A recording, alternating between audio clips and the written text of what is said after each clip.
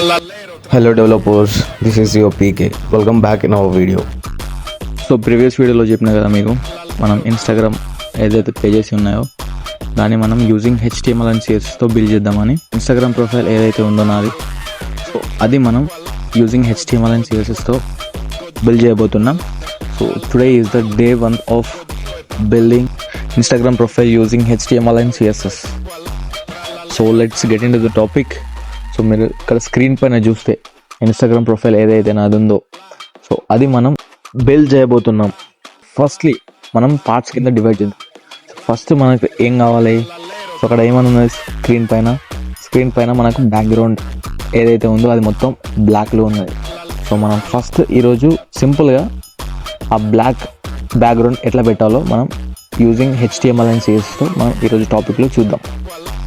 So మీరు ఇక్కడ పైన కోడ్లో చూస్తే సో HTML డాక్యుమెంట్ ఉంది. సో హెడ్ అనే ట్యాగ్లో మనం సమ్ కోడ్ని లోడ్ చేసి పెట్టినాం. సో అది ఎట్లా పెట్టాలో మీకు ప్రీవియస్ వీడియోలో అంతే ఫర్దర్ సెషన్లోకి వెళ్ళినాక మీకు చూపిస్తా. అండ్ ఆల్సో సో ఫస్ట్ మనం ఏది రాసినా కానీ బాడీ లోపలే రాస్తామని మనం ప్రీవియస్ వీడియోలో చాలాసార్లు తెలుసుకున్నాం. సో ఫస్ట్ మనం ఒక కంటైనర్ ఎలిమెంట్ తీసుకున్నాం. సో కంటైనర్ ఎలిమెంట్ ఏంటి, మనకు div అనేది ఒక కంటైనర్ ఎలిమెంట్ అని కూడా తెలుసుకున్నాం. సో ఫస్ట్ div అనే కంటైనర్ ఎలిమెంట్ పెట్టినాం.